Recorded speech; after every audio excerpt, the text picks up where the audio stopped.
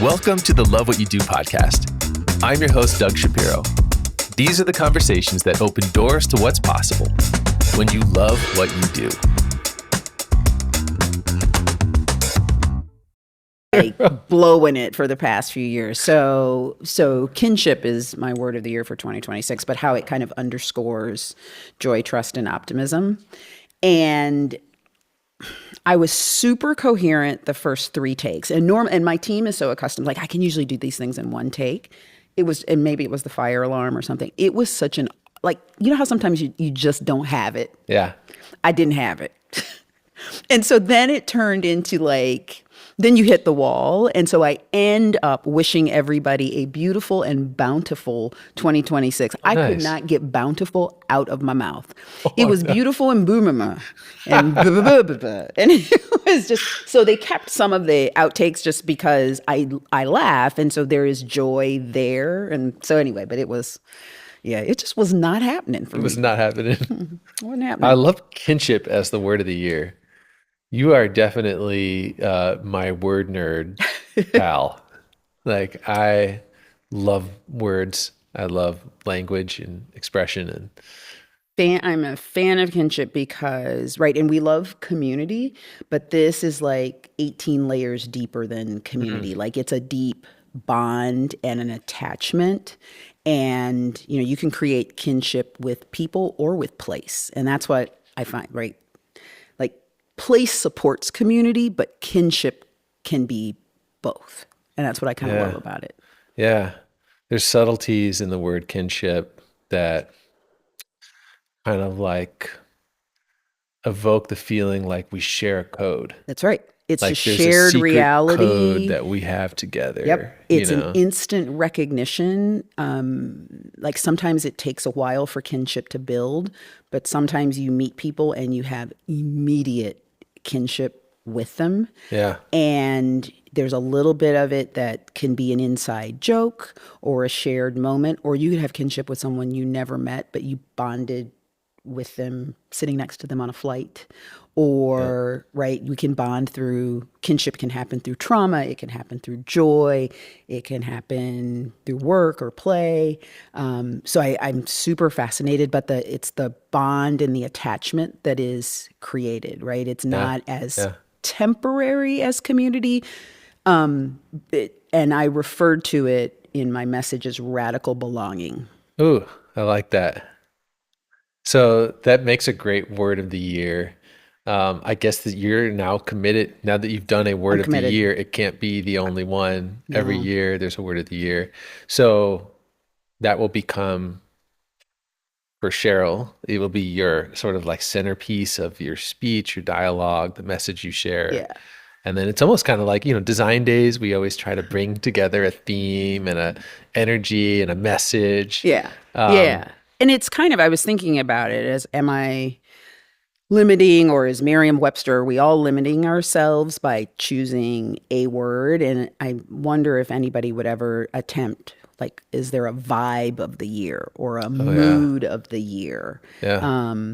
Or maybe it's just a mood of the quarter because, right, can't imagine holding a mood for an entire year. That's a long time to hold a mood. It's a long time to hold a mood, so. Yeah. The mood of the year could be grudge. I mean, I don't know. Gruntled or disgruntled. Which one is bad? So if you're disgruntled, that's bad. Does that mean if you're gruntled, if you're that's gruntled, good? It's good. I don't know that. I mean, because audibly, it sounds awful. It does sound. It sounds like I'm feeling gruntled. This is so good. It's very groundhoggy. I could do this word thing over and over. It's a spiral. I'm feeling gruntled. Okay, warm-up question, Cheryl. Not that you need a warm-up. I thought that was the warm-up. If you could take a fictional character to dinner, who would you take? I could take a fictional character to dinner. Ooh, I can think of lots of non-fictional characters. Who in fiction? Wow. Well, I'm like, am I going superhero? Like Catwoman could be super fascinating. Sherlock Holmes. Oh, that's good. Sherlock Holmes. Yeah. And 1,000 questions around curiosity and sleuthing. And he wore a good cape. Yeah. And that leap from living in people's brains as one thing, like maybe Sherlock Holmes was this perfectly normal human being, but he's been blown up to be larger than life. I like that. Sherlock Holmes or Mary Poppins. Yeah. I mean, that's having them both at the same dinner would be very That would interesting. be fascinating. Okay, let's do this next one here. Um, if you could take a childhood game, whether it's a board game or whatever, Okay. turn it into an Olympic sport, which game would you have the best likelihood of medaling in? Jack. Jacks. That's a good one. Because I was the Jacks champion of my neighborhood and then my school and then Lucas County, Ohio. So there was a bona fide Jacks competition. Wow. And it is, there's the whole manual dexterity and it's just a good old school analog game. It is. And whether you play it on, so I would play on a sidewalk, right? And that all of a sudden that's kind of rough and tumble, or you'd play it on the gym floor but Yeah. jacks for sure, hands down. So it was like was the ball height was like the key, or what do you think? What was the key? The ability to swipe them all up, or when they ended up really close together, you'd have to pick them apart without moving another one. I haven't played jacks in so long, and now I want to play again. Like, I don't even know if I could find them anywhere. Yeah, like I remember playing jacks, and now that like I think about it, I'm pretty sure I got in trouble maybe more than once for leaving them on the floor, Oh, you well, know? they would be painful to step on. Yes. Yeah. There's been no jacks injuries in your past, I hope. Uh, Here's a fun one. If you could borrow a famous person's swagger for a day, Okay. whose swagger would you take? Um, Josephine Baker. Okay. She also is my ever present answer to if you could take anyone from history to dinner, it would be her. I mean, she Nice. just, she had this way of announcing herself without saying a word.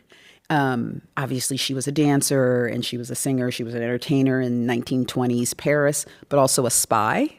Yeah. And so, people thought because she looked one way that she wasn't capable of doing a lot of other things. And she was a, large part of the French resistance. And so that idea of moving like a dancer and moving like a spy, I find really intriguing. Wow. Like just the movement associated with her. Yeah. Yeah. So, I mean, and that's swagger, right?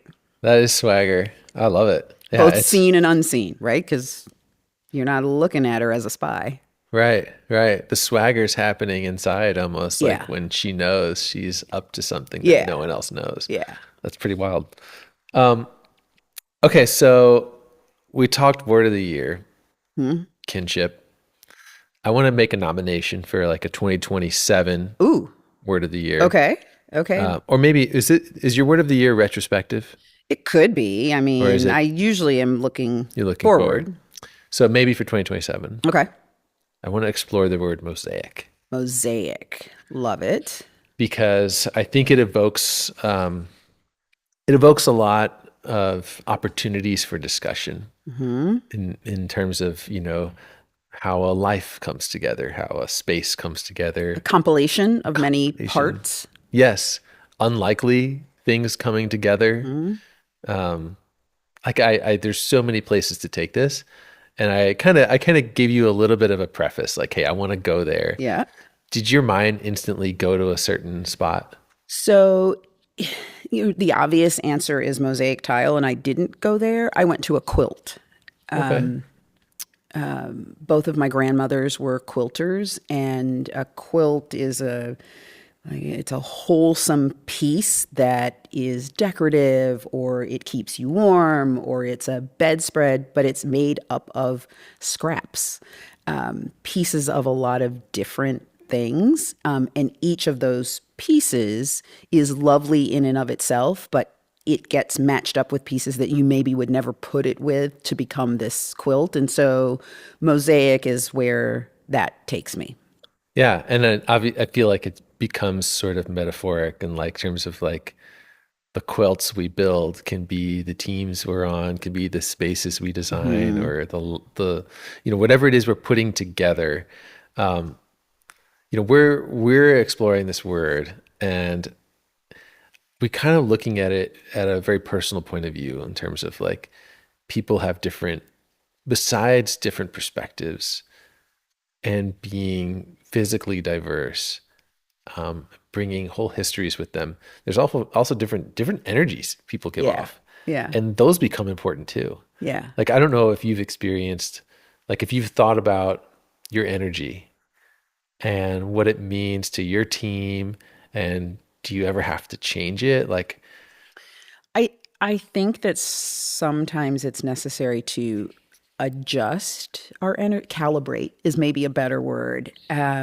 So you dial it up because sometimes your team needs you to be up. They look to you to be up. Sometimes I think that energy can be very just neutral, a nice low hum to let other people's energy. I sometimes wonder about if my energy gets in the way of other people's energy. And huh, so then that becomes, can you be a barometer of your own energy? Like, am I inviting good energy?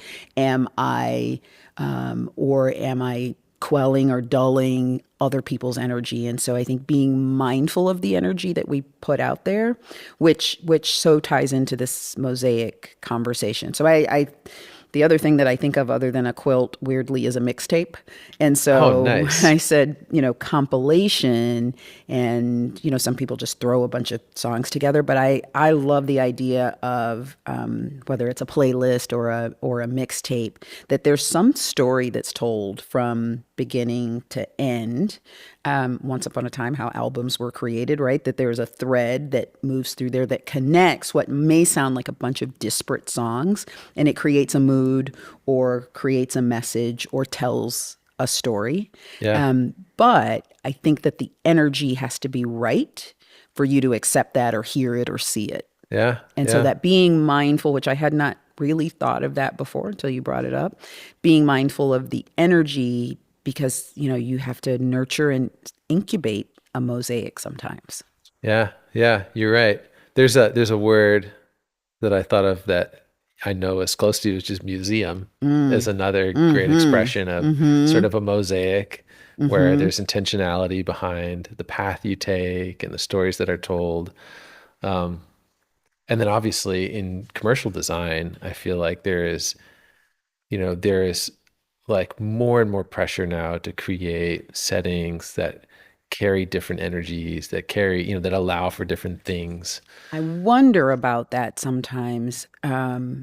When we walk into a place and you're conscious of the design, but not overly conscious of the design. Like vignettes can be bothersome because sometimes a vignette feels artificial. Hmm. And I've heard people who've come into IIDA headquarters kind of looking in we have a series of vignettes throughout the office, and some of them feel very welcoming, and others feel like maybe this should be in a museum. And I sometimes wonder in commercial office now, are we adequately conscious of the mood or the vibe that we're creating? Huh. And so, without that ritual or that protocol to tell me what I'm supposed to do in that space, will I intuitively know? Right? This isn't new. Will I intuitively know what's supposed to happen here? Yeah, yeah. Or yeah, does it say I'm too precious, don't touch me, don't use Yeah, me? yeah. Yeah. Or if I sit here, am I supposed to do something?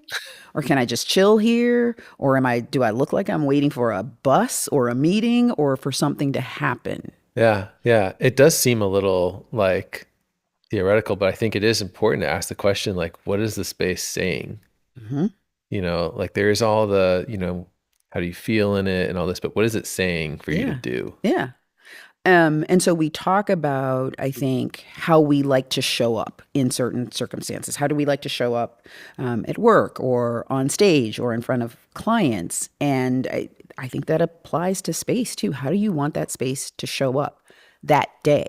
And so then it becomes, right, because it could be very temporal too, because do you want to show up differently on Wednesday than you did on Monday? Because now, because of hybrid work, offices feel different on different days. They do. Based on the energy in the space. And so if Monday is your heads down day and your accounting department shows up on Monday, and I didn't mean to smirk at accounting at all, but I just felt my mouth do something funny there.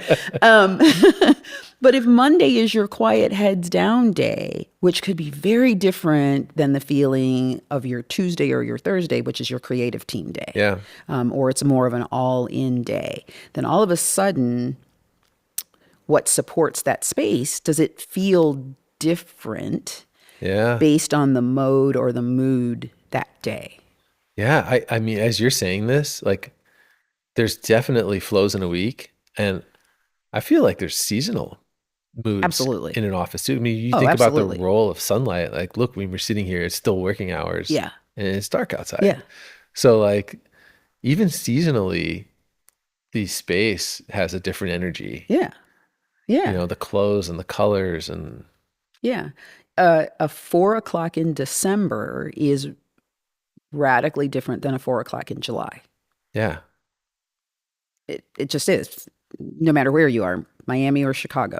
Yeah. But certainly the mood that is evoked, right, which, you know, it's lighting as well, but also the people in the space contribute to that mood. Now, there are some people who bring 4 o'clock 4 o'clock on a Friday in July, like that's them consistently. They can bring that to you in December. Yes. God And we bless love those people. Yeah, exactly. Give me my 4 o'clock on a Friday. Yeah. Yeah. At 8 a.m. on Yeah. a Monday. Yeah. That's awesome. You know, this idea of the mosaic being this kind of power of collective differences is interesting. One of the things that's popped up just in any conversation, these are dinner table conversations, Yeah. breakfast conversations, when we get into AI, is sort of people valuing imperfection. And, you know, when you Do we think of- value it because it's more human? Do we, after so much seamless perfection, maybe, that we want the cracks and the quirks and the imperfections? I mean, maybe. I mean, what would like a mosaic that had like perfect pieces and a perfect, you know, it just, Then it's not a mosaic, right? Right. I mean, it wouldn't feel like one. right, right. And so I just wonder if there's like, you know, like if you looked at your life and your experiences, okay, like what would be that one tile that's like, maybe that one's a little, you know what I mean? That's a little, like you look at the mosaic, but your eyes are drawn to that one tile that looks a little out of place. I can, like, right away. There was a 18-month period in my life when I worked I worked in the public relations department of a hospital. Wow. And the hospital part, super cool. The public relations part, pretty cool. But for part of the season of that, I had to wear a bear costume. And there are photos. I was like, is there something Because I was Healthy Bear. And Healthy Bear was the mascot of Toledo Hospital. And I did the county fair circuit across, I do believe there are 88 counties in the state of Ohio, if I remember my Ohio history correctly. I went to 30 to 40 state fairs, which typically run the gamut of summer to early fall. I'm in this like Smokey the Bear like That's costume. a lot of funnel cake. There's a lot of funnel cake and churros. And churros. And cotton candy. And I was in this in this bear costume because Healthy Bear was encouraging parents and children, and it was vaccine education. Go figure. And this was 80s. I'm trying to even remember the time period. But I was looking at the world through this. So the head on this bear costume was massive, and I couldn't get out of character. Um, and it was fascinating. But like, if you looked at that in the trajectory of all the other work that I was doing, Yeah. spending my life in a bear costume at 80 plus degrees probably is the outlier, but people saw me without seeing me. I'm hidden in this costume. So, and I'm having conversations about vaccinating your children and why vaccine, which is very ironic now because, Yeah. vaccines could be pretty polarizing to have that conversation now, at a state fair. And so, a couple times I had a handler because I couldn't always see well out of the bear costume. And so, I'd wander into the world's biggest butter pat. But what people thought that they could say to me, and small children literally thought I was, this walking on 2 feet, this bear, but parents would seriously stand there and hold a conversation with me about vaccines. I'm like, dude, it is 90 degrees.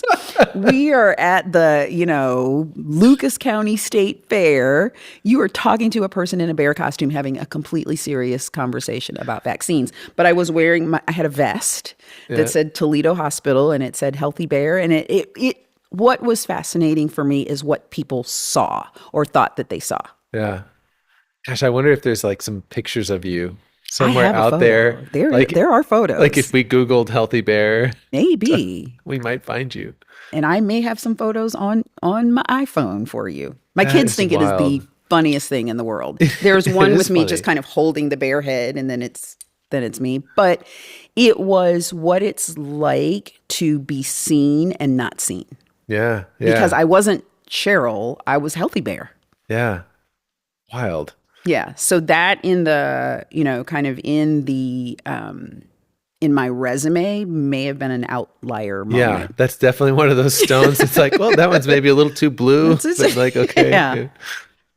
But it worked. I mean, I Right. was at a point in my life and early in career where talking to people, I had a lot of trepidation around that, but I could hold my own in the safety of that bear costume. Yeah. That's kind of funny. Like I was just talking with Jordan earlier about The Masked Singer. Oh, yeah, And it's yeah, like, it's a yeah. little bit like, like you kind of let it fly when like Yeah. nobody knows who you are. Nobody knows who, nobody knows because I couldn't ever take that damn head off. So nobody knew who I was. Yeah. You could have said anything you wanted to say. And hopefully I did not give out vaccine misinformation. So I had my Nobody talking would, points. nobody would blame the bear. One of the things that you mentioned in our conversation, kind of leading up to this, I mentioned Mosaic. We started talking about things, and you said patterns. It takes me to patterns. And I want you to draw the line that kind of connects those two.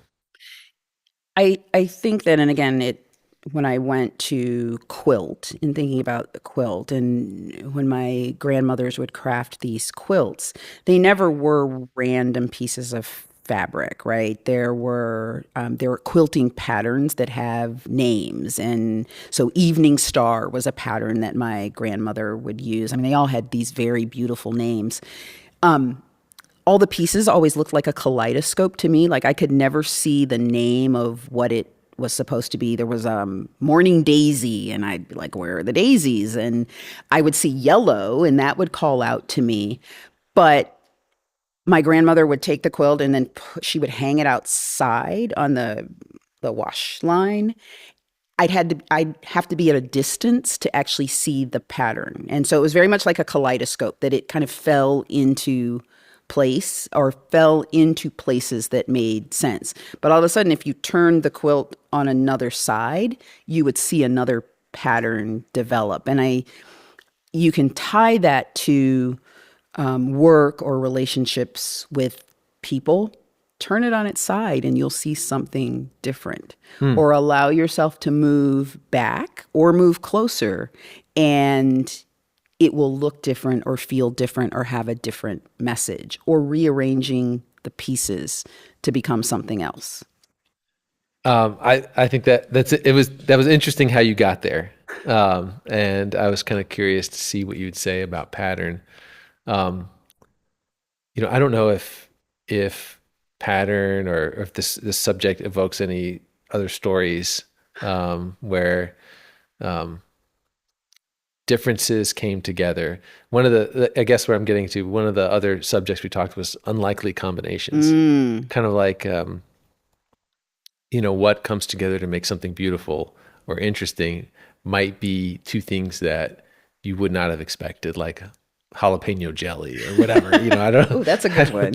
Maybe that's got a small group of fans, but you get where I'm getting at. It's kind of like Yes. there's Yes. I think the idea of unlikely combinations is something that might evoke story in your world, or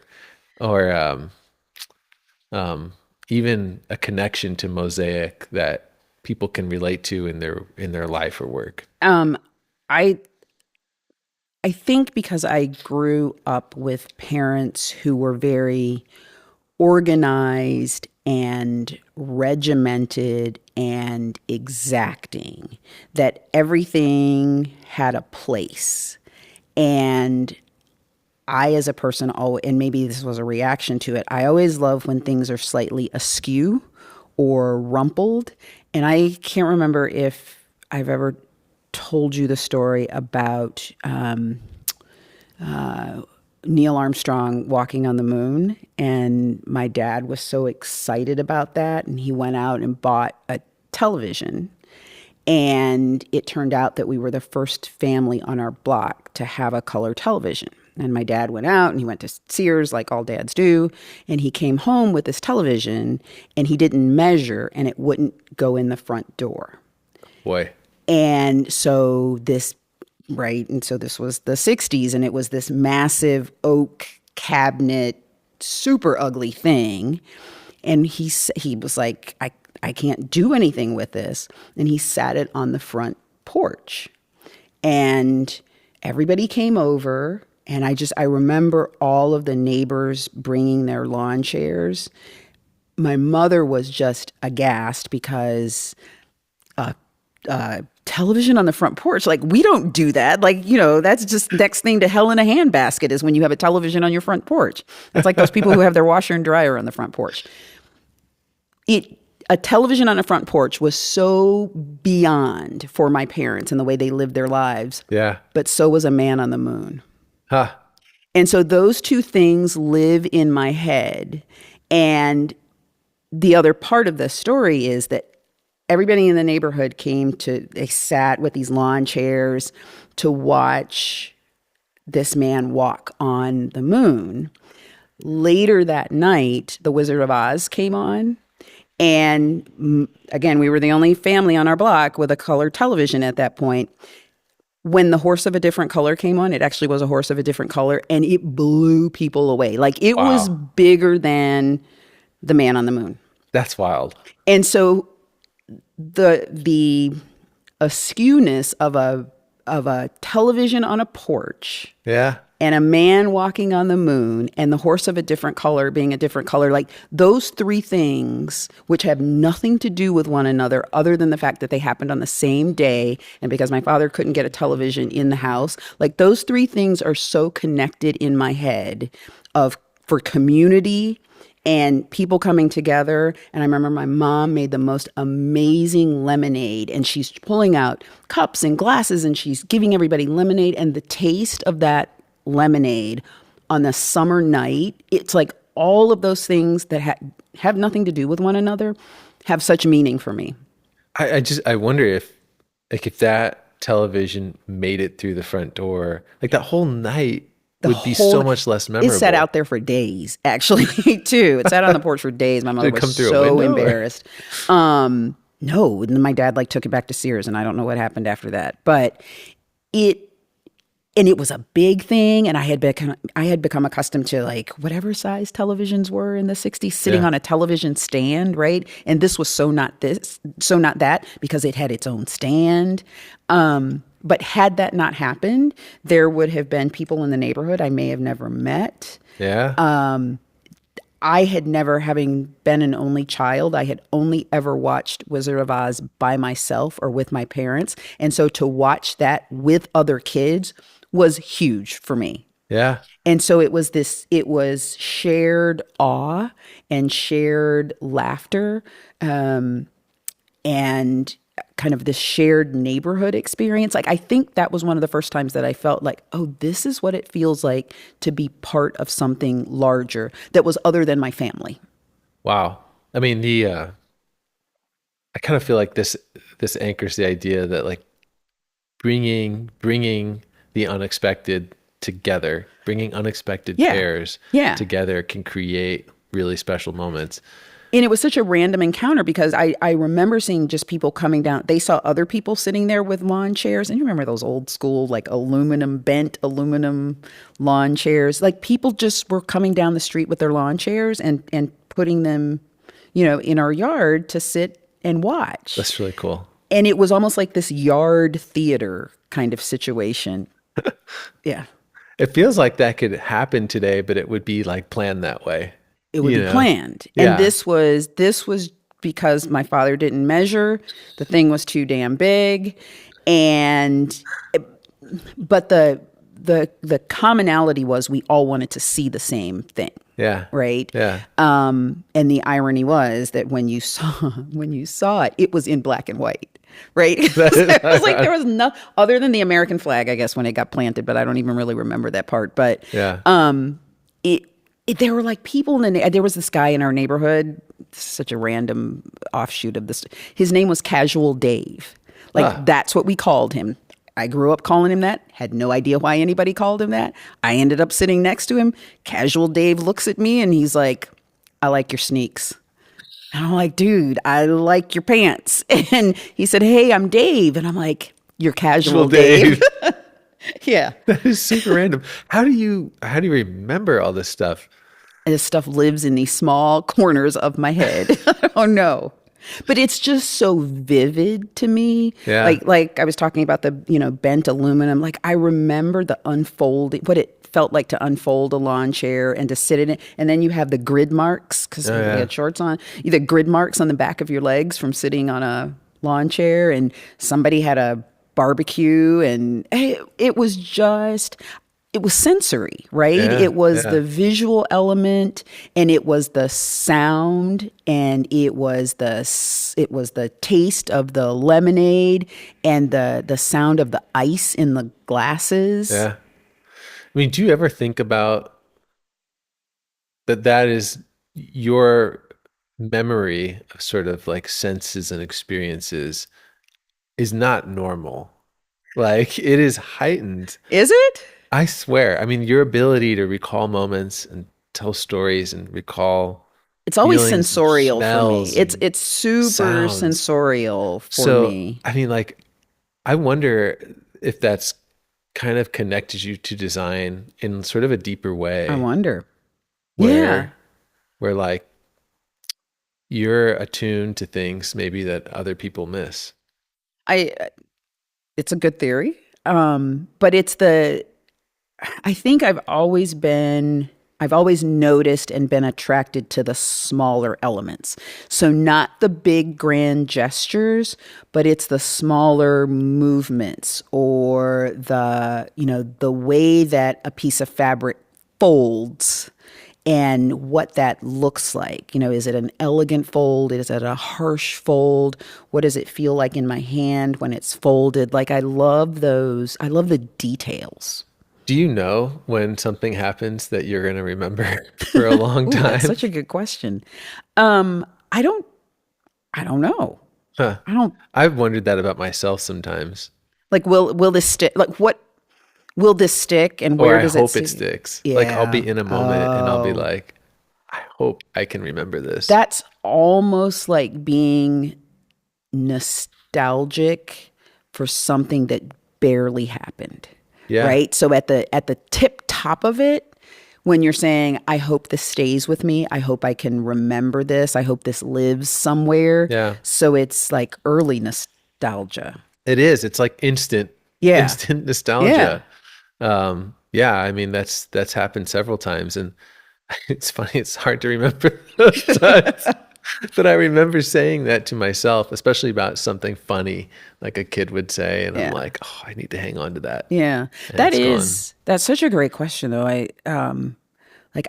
I don't know why some things stay and some things don't, and why some things are more vivid than others. And the things for me that stay are not the big things. Right? It's just sitting at the kitchen table or Yeah. whatever. Yeah.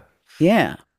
You know, it's like the smell of pancakes on that random morning where a lamp tipped over while my mother she was flipping pancakes and flipped a little too hard and then hit a lamp, and that, like, so that was not in the ski, like, that's a daily household thing, but I remember when that happened, and possibly because my mother in my head was this icon of perfection, and she was having a Lucille Ball moment. Like, it was Uh-huh. so, kind of wackadoodle and so not her, but the quality of that moment and how at first she seemed embarrassed, but then she laughed.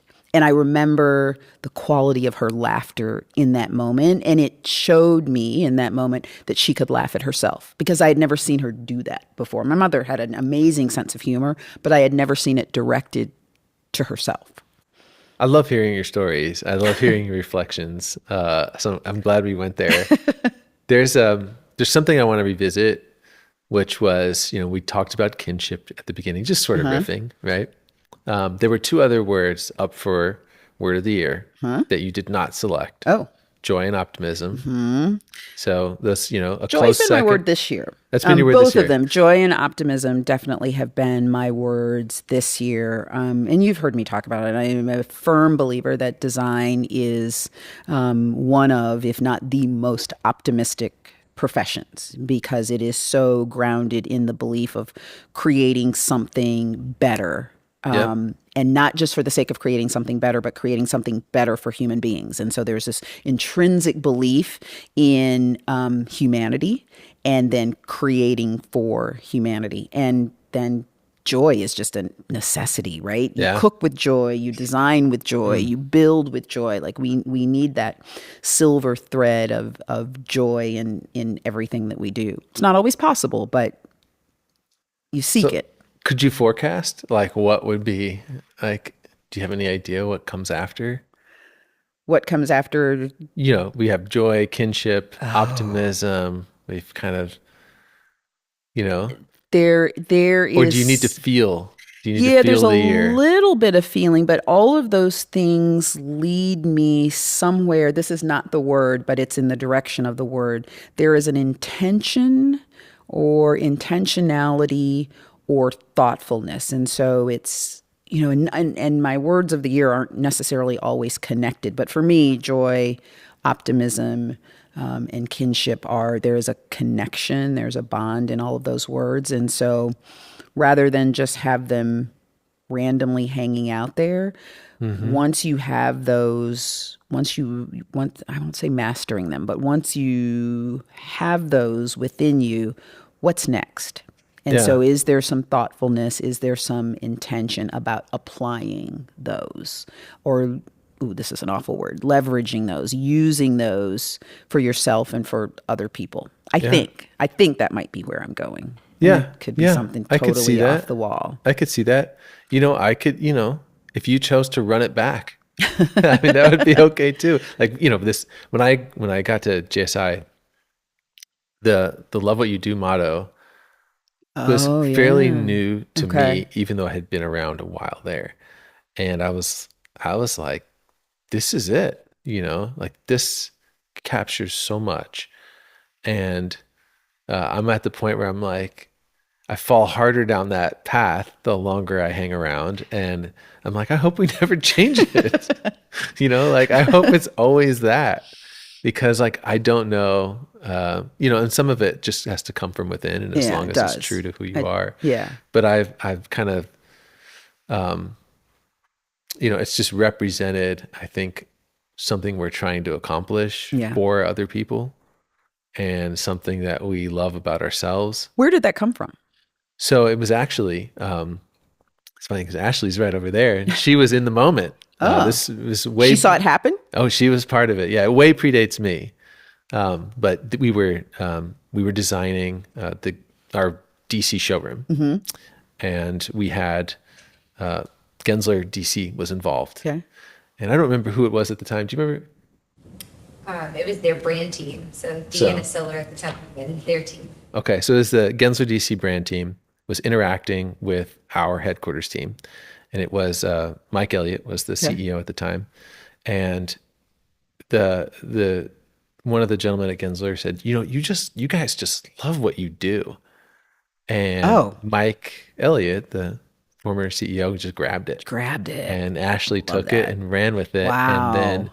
all of a sudden there's billboards in the office, Wow. and because if you knew Mike, I mean, he was that. He brought that spirit, that energy, and it was like if you love what you do, you can do great things. And then it became so it was very inside facing, and it's been sort of a mission to say like let's take this and let's help others, get to that same place. Yeah. I love that. I mean, that story that he heard those 4 words and they resonated for him. And you did the motion when you, and I think It's I did like it the same time, just grabbed it. Like it's that, seeing kind of words in the air and you just grab them and make them your own. It's like, it's almost like you can visualize what that felt like. There was probably the temperature changed in the room a little bit for somebody, Yeah. or it clicked for him. It's, the light bulb moment going off. But I love that when people hear something that resonates with them and it either becomes a mantra for them or a motto or words to live by. But what is it about certain words or phrases that just stick?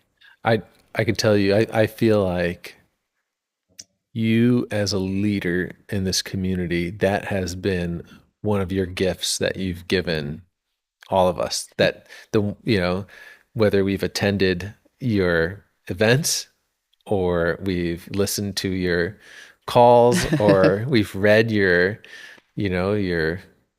what would we call manifestos. Manifestos, yeah. Yeah. You've given us those phrases and those things that people kind of like hang on to and they're like, yeah, that's me. Yeah. So I feel like that is an absolute gift that you have. Oh, thank you. Thank you. Well, I mean, I love words. You do. Words are power. Any other words or questions that I should ask you that would evoke the next story or idea that you have? Ooh, I can't, I got nothing, Doug. You got everything.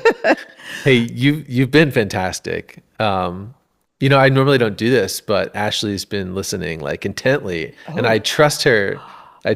She's actually given me some of the questions around Mosaic Yeah? that I Ooh. positioned your way, and I kind of want to ask her like, what is there anything you would ask Cheryl right now, sitting in my chair? Have you ever heard of Wabi Sabi?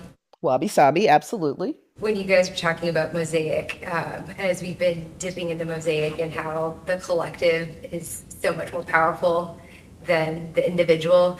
And, like Eric was talking about, this Lego art that had all kinds of white Legos and there was one red Lego. Oh, We're freaking out like, oh my God, the red Lego messed everything up. But it's like, no, that imperfection. yeah. If you have any comments about Wabi Sabi and just imperfection making things perfect, I think that's what we're trying to convey with Mosaic. It makes me. So let me actually just that's- repeat a little bit or you should just come in here. You should just come in here and just get on this microphone. It'd be a really cool impromptu moment. Jordan's like, no, don't do it. So yeah, I guess the question was, sometimes there's the red Lego among a bunch of white Legos, and people's attention go to that. It draws a certain energy and attracts a mindset. It's not the imperfection. The imperfection makes something powerful. Like the collective makes it just beautiful.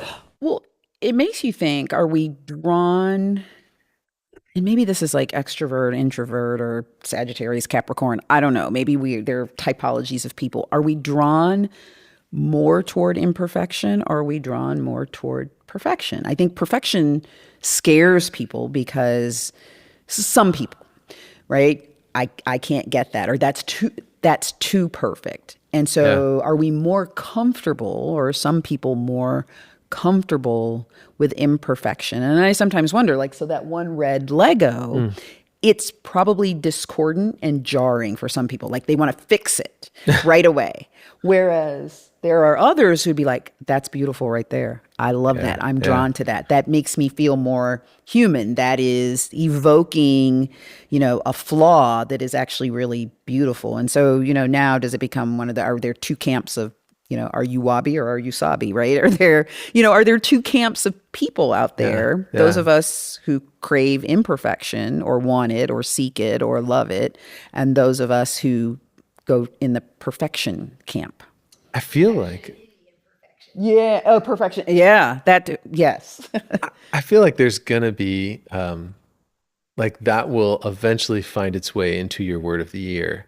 Like Probably. because of the impact of AI. I mean, let's be honest, there's a sea of perfection, or Yeah. there's a sea of accessibility to perfection.